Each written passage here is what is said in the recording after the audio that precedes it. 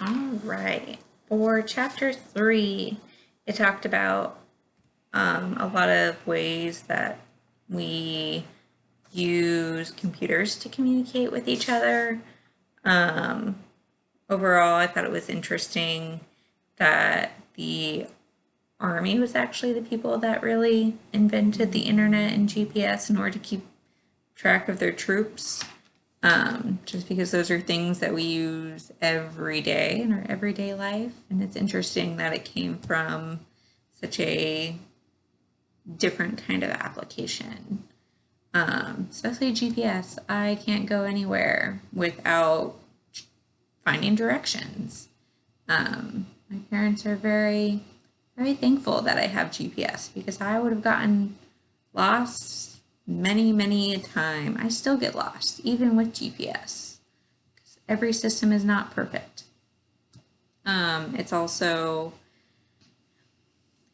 a great communication through the computer with email and instant messaging, which has just led us to even more uses of communication through the internet with our phones, with iMessage and text messaging, so that we don't have to call people anymore. It's really weird. I don't like talking on the phone anyways, but I can do everything without talking to someone a lot of times, which is sad, and also I'm thankful for it at the same time. Social networks are also an interesting thing that were discussed as far as the evolution between Facebook and MySpace and all these different things. Like, you can get a job through the internet without going somewhere. You can be miles away and apply for a job without calling, without walking in and introducing yourself. All these ways that our parents had to get jobs are just obsolete. And people come to you for jobs now. You put your resume out there on something like, what is it, Indeed.com, and recruiters will come to you because that's how this world is. They either come to you or you go to them through their website or through their email. E-commerce is a big part of our lives now. It doesn't really say how much of our lives it was in the book, but I believe it's way more than when this book came out, just because I do almost all my shopping online. I participate in Cyber Monday, I participate in Prime Day. I'm constantly browsing the internet. I call it window shopping, but now it's just internet shopping because we really don't have a lot of storefronts to window shop anymore. E-finance was mentioned. A lot of us don't even use cash. We just have things like Venmo or PayPal or applications through our banks in order to deposit checks. If we even have checks anymore, most people do direct deposit. But things like that, where all your financials are through the internet, through an app, online, and I just bought a house. I have never met the person that I'm getting my loan from.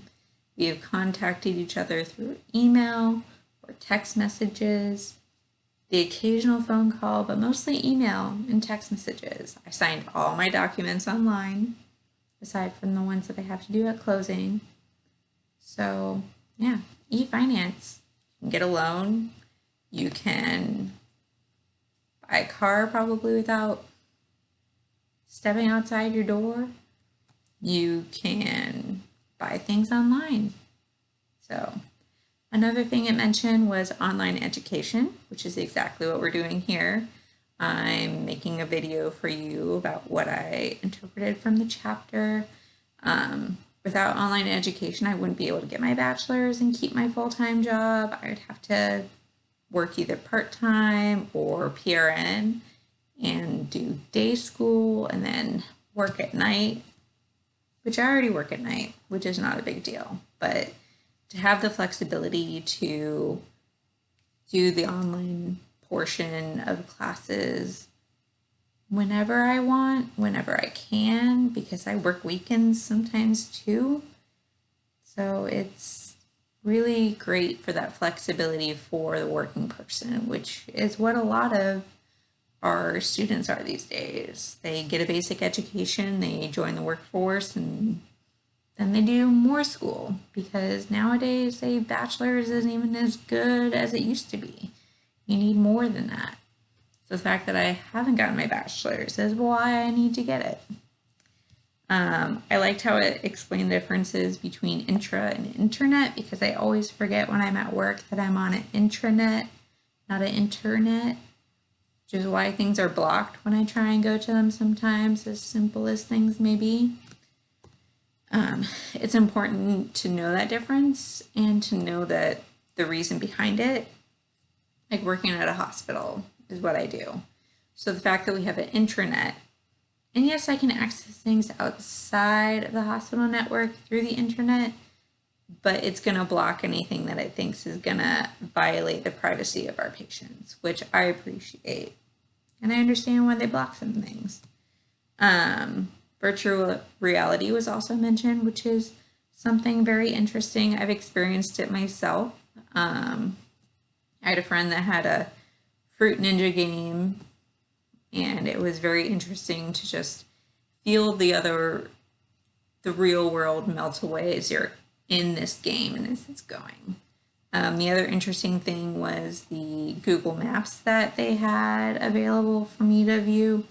So you could just pick a spot in the world and go there and just look around like you're walking down the street, because it uses street views. So you can go to the Eiffel Tower, you can go to Machu Picchu, you can go to your house that you grew up in, down the street from where you grew up in, see your friend's house. You can see all sorts of things. Now, it's not as good as going there, but for someone who hadn't been to some of those places, to be able to actually see them as someone would if they were there, it was a pretty cool application of that.